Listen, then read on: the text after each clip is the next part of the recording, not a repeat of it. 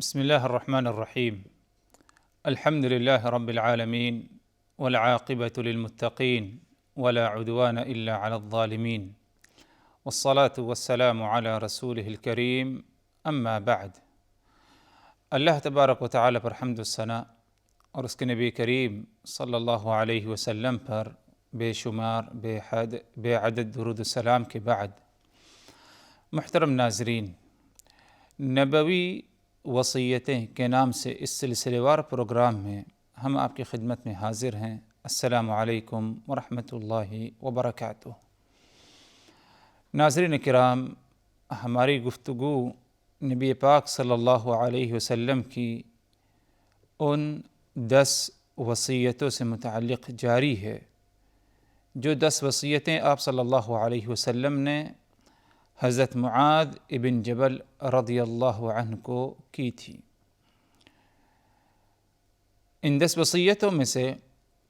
6 وصیتوں پر ہماری گفتگو ہو چکی ہے، مزید اور 4 وصیتیں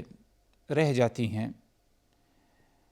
جن میں سے 7ویں وصیت کا آج ذکر ہوگا، اور باقی جو وصیتیں رہ جاتی ہیں انشاءاللہ اگلی نشستوں میں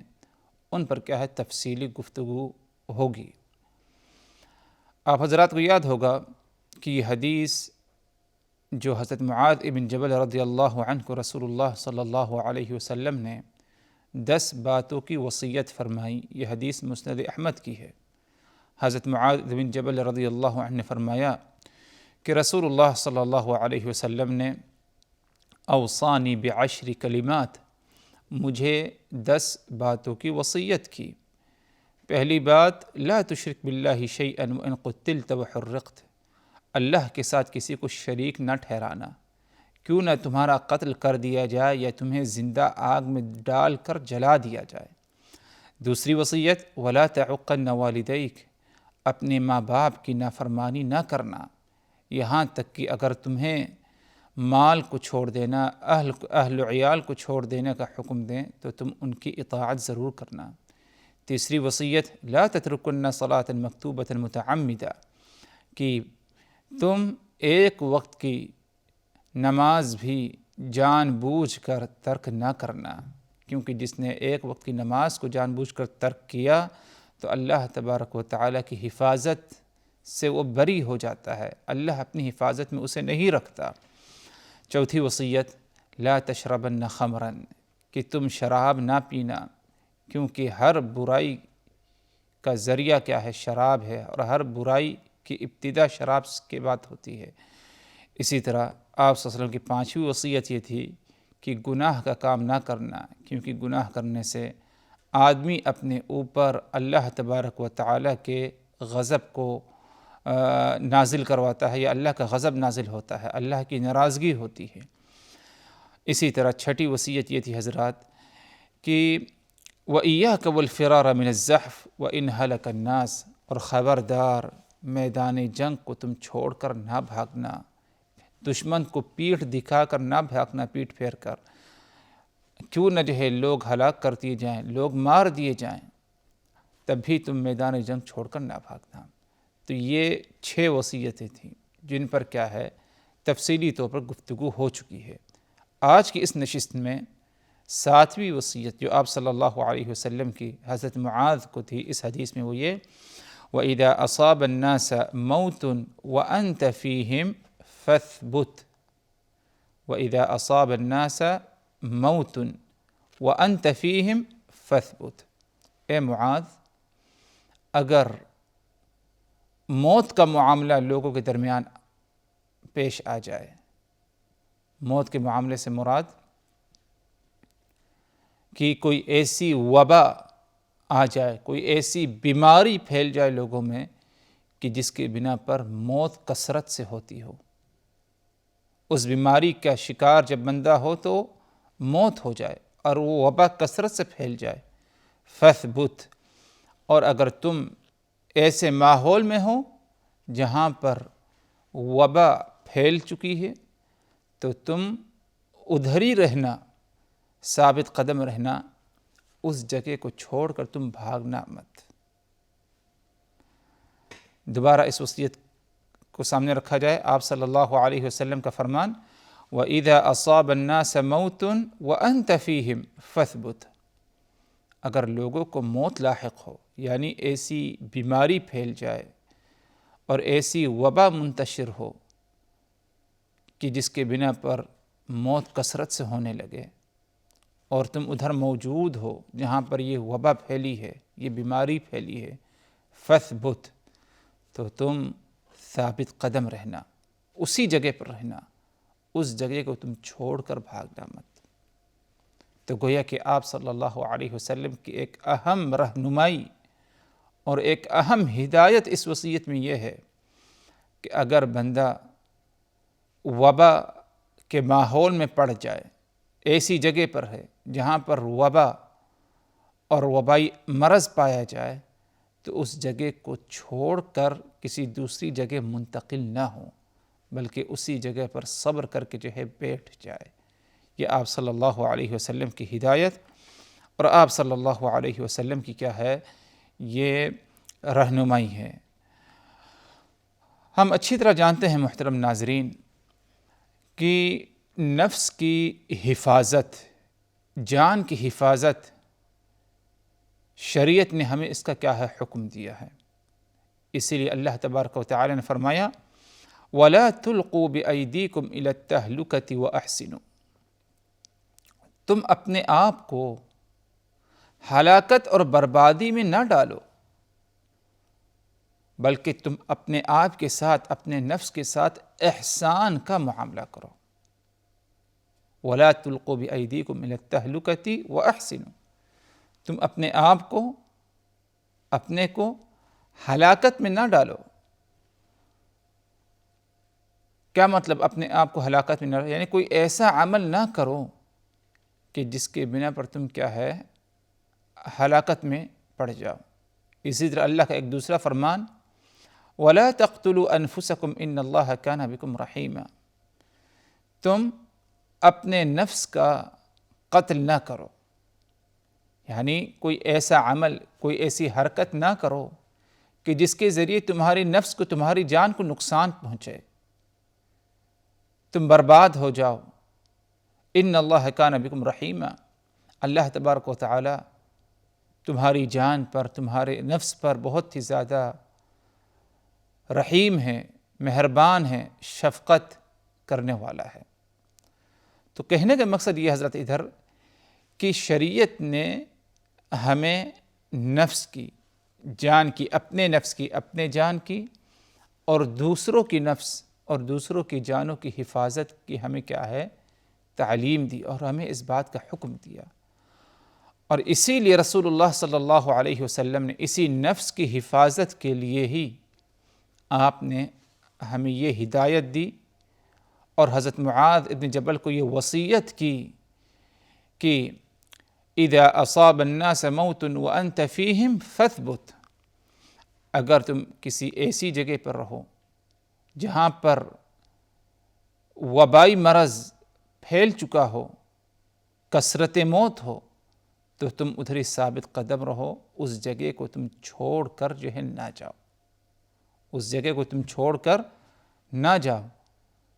وجہ یہ ہے کہ آپ صلی اللہ علیہ وسلم نے منع کیا اس جگہ کو چھوڑ کر جانے سے کہ ہو سکتا ہے جب انسان اس جگہ سے جہاں پر وبا ہے، اس وبا پا جانے کے بعد، وبا کے انتشار کے بعد اگر دوسری جگہ پر منتقل ہوگا تو ہو سکتا ہے اپنی ساتھ اس وبا کو لے جائے، اور جب دوسری جگہ منتقل ہو تو ادھر بھی کیا ہے، اس کے بنا پر کیا ہے، وبا ادھر بھی پہنچ جائے، منتشر ہو جائے، اور ادھر کے لوگوں کو نقصان پہنچے اور ان کی جان کیا ہے، خطرے میں پڑ جائے۔ تو گویا کہ اس ادھر یہ ہے کہ دوسروں کی جانوں کو، دوسرے کے نفس کو انسان کیا ہے، نقصان نہ پہنچائے۔ اور یہ آپ صلی اللہ علیہ وسلم کی جو یہ وصیت ہے کہ اگر تم ایسی جگہ پر رہو جہاں پر بہت ہی زیادہ کثرت سے وبائی مرض ہو کوئی، تو تم اس جگہ کو چھوڑ کر نہ جاؤ۔ آپ صلی اللہ علیہ وسلم نے مزید وضاحت کے ساتھ ایک اور مقام پر جو ہے، ایک اور موقع پر جو ہے آپ صلی اللہ علیہ وسلم نے اس کے بارے میں بتایا ہمیں اور فرمایا کہ وَإِذَا وَقَعَ الطَّاعُونُ بِبَلَدٍ، اگر کسی جگہ پر طاعون کی بیماری پیش آ جائے۔ طاعون کی مختلف تفسیر بیان کی جاتی ہے۔ اس کی تفصیل اس طرح سمجھی جائے مختصراً کہ طاعون وبائی امراض کے بارے میں کہا جاتا ہے۔ وبائی امراض کوئی ایسا مرض ہو جو وبا کے طور پر پیش آئے کہیں پر، اور اس سے لوگوں کی جانوں کو نقصان پہنچے، تو اسے کیا طاعون کہا جاتا ہے۔ تو آپ صلی اللہ علیہ وسلم نے کہا وَإِذَا وَقَعَ الطَّاعُونُ بِبَلَدٍ، اگر کسی جگہ پر، کسی شہر میں، کسی علاقے میں طاعون پھیل جائے، وَأَنْتُمْ فِيهِ، اور تم اس جگہ پر موجود ہو، فَلَا تَخْرُجُوا مِنْهُ، تو تم ادھر سے نکلنا مت اس علاقے سے۔ وَإِذَا وَقَعَ بِبَلَدٍ وَلَسْتُمْ فِيهِ فَلَا تَدْخُلُوا فِيهِ، اور کسی علاقے میں اگر طاعون پیش آ جائے مگر تم ادھر موجود نہیں ہو تو تم اس علاقے میں کیا ہے، داخل نہ ہو۔ مطلب کہ اگر ایک جگہ پر طاعون کا مرض ہو جائے تو اس علاقے سے کوئی نکل کر باہر نہ جائے، اور باہر سے کوئی اس علاقے میں جہاں پر طاعون پھیلا ہے اس علاقے میں کیا ہے، داخل نہ ہو۔ تو یہ ایک بہت ہی بہترین قاعدہ، ضابطہ آپ صلی اللہ علیہ وسلم نے بیان کر دیا ہے، جو کہ اگر دیکھا جائے حقیقت میں کہ عصر حاضر میں اہل فن اور اہل طب اس بات کے قائل ہیں اور اس بات کو تسلیم کرتے ہیں اور اسی بات کی طرف دعوت دیتے ہیں کہ اگر کہیں پر وبائی مرض پیش آئے تو ادھر سے نکل کر کوئی دوسری جگہ منتقل نہ ہو، اور نہ باہر کے لوگ اس جگہ پر جو ہے اس علاقے میں جائیں تاکہ اس بیماری کی کیا ہے، شکار نہ ہوں۔ اور اس کے ذریعے کیا ہوگا، اس کے ذریعے یعنی اس قاعدے اور ضابطے پر عمل کے ذریعے کیا ہے، بیماری کو ایک ہی جگہ کیا ہے، منحصر رکھا جا سکتا ہے، بجائے اس کی کہ بیماری کیا ہے، پھیل جائے اور دوسرے علاقوں تک کیا ہے، پہنچے۔ ادھر اگر دیکھا جائے حضرات تو لوگوں کا یعنی اگر وبائی مرض کہیں پر ہو تو لوگوں کی تین قسم کے حالات پائے جاتے ہیں، جیسے کہ اہل علم کہتے ہیں۔ پہلی حالت یہ لوگوں کی کہ لوگ اس جگہ کو چھوڑ کر دوسری جگہ نکلنا چاہتے ہیں بیماری سے بھاگنے کی غرض سے، یعنی یوں سوچتے ہیں کہ اگر اس جگہ سے ہم دوسری جگہ نکل کے چلے جائیں تو بیماری سے ہم محفوظ ہو جائیں گے۔ تو ایسا کرنا جائز نہیں ہے۔ اگر ایک شخص ایسی جگہ پر ہے جہاں پر وبا اور مرض پایا گیا، اس وبا کا شکار وہ نہ ہو، اس مقصد سے وہ چھوڑ کر اس علاقے کو دوسرے علاقے منتقل ہونا چاہتا ہے، تو ایسا کرنا اس کے لیے جائز نہیں ہوگا، کیونکہ ادھر وہ ایک قسم کی کیا ہے، تقدیر کا انکار کر رہا ہے، اور اللہ پر اعتماد، بھروسہ، یقین، توکل کے بجائے وہ بیماری کو سبب سمجھ رہا ہے کہ بیماری ہی سے کیا ہے، موت آئے گی مجھے۔ بلکہ اگر موت کا معاملہ ایسا ہے کہ انسان جہاں کہیں پر رہے، جہاں کہیں پر بھی بھاگ کر کے جائے، اس سے بیماری آئے گی، یہ سب اللہ تبارک و تعالیٰ کے حکم سے ہوتا ہے۔ اسی لیے دیکھا گیا ہے ہمیشہ کہ جہاں پر وبا موجود ہے ادھر ضروری نہیں کہ ہر انسان کو وبا لاحق ہو، کیونکہ وبا ایک سے دوسرے کے جو منتقل ہوتی ہے تو یہ چیز وبا کے اندر اس کی صلاحیت اور طاقت نہیں ہے، بلکہ اللہ تبارک و تعالیٰ کا اگر حکم ہوگا تبھی کیا ہے، وبا کیا ہے، ایک سے کیا ہے دوسرے کو منتقل ہوتی ہے۔ تو یہ ہم ایمان والوں کا جو ہے ہمارا اس پر یقین ہونا چاہیے، اور ایمان کے تقاضوں میں سے اہم تقاضا ہے کہ کبھی بیماری خود دوسروں کو جو ہے نقصان نہیں پہنچاتی، بلکہ اگر اللہ تبارک و تعالیٰ کا حکم ہو، اللہ کی اجازت ہو، تبھی بیماری کیا ہے ایک سے کیا ہے دوسرے کو کیا ہے منتقل ہوتی ہے۔ تو اسی لیے اس ڈر سے اور اس مقصد سے وبائی علاقے سے اپنے آپ کو دوسری جگہ منتقل کرنا کہ دوسری جگہ منتقل ہونے سے وبا سے میں محفوظ رہ جاؤں گا، تو ایسا کرنا کیا ہے غلط ہے۔ رسول اللہ صلی اللہ علیہ وسلم نے اس سے منع فرمایا، اور حضرت معاذ کو کہا کہ اگر تم ایسے مقام پر ہو جہاں پر وبا پائی گئی تو تم ادھر ہی رہو، اس جگہ کو تم چھوڑ کر دوسری جگہ منتقل نہ ہو۔ ایک دوسری حالت لوگوں کی پائی جاتی ہے، وہ یہ کہ بندہ وبائی علاقے سے، جہاں پر وبا ہے، جہاں پر بیماری پھیلی ہے، اس علاقے سے نکل کر دوسرے علاقے منتقل ہوتا ہے، لیکن وہ ایک ضرورت کے لیے منتقل ہونا چاہتا ہے۔ مثال کے طور پر اس کی نوکری کا معاملہ ہے، اس کے کام کا معاملہ ہے، یا تجارت کا معاملہ ہے، تو اس مقصد سے اگر دوسری جگہ منتقل ہو رہا ہے اس میں کوئی حرج نہیں۔ ایک تیسری حالت ہے کہ بندہ کیا ہے دوسری جگہ منتقل ہو اس مقصد کے لیے کہ یہ مرض کیا ہے ادھر تک اور علاقوں تک جو ہے پہنچ جائے میرے ذریعے، تو ایسا کرنا بھی کیا ہے غلط ہے اور ناجائز ہے،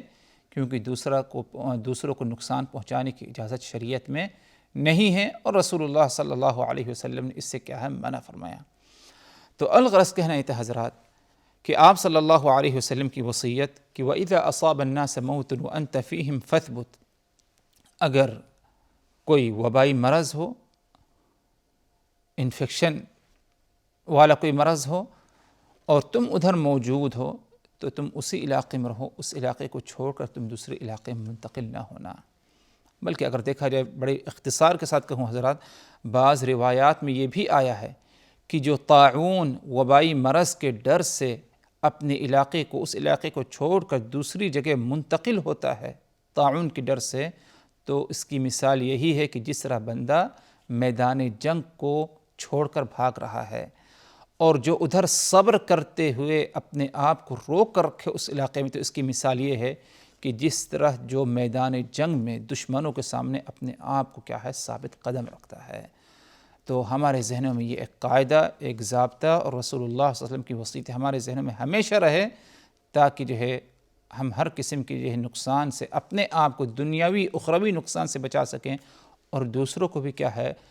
مختلف قسم کے جو ہے نقصانات اور اضرار سے کیا ہے بچا سکیں۔ اسی پر اکتفا کرتے ہیں، مزید اور باتیں انشاءاللہ 8ویں وصیت سے متعلق انشاءاللہ اگلی نشست، اگلی ملاقات میں، اس وقت تک کے لیے اللہ تبارک و تعالیٰ کی حفاظت میں، وآخر دعوانا ان الحمد للہ رب العالمین، والسلام علیکم ورحمۃ اللہ وبرکاتہ۔ صلی اللہ علیہ وسلم، صلی اللہ علیہ وسلم۔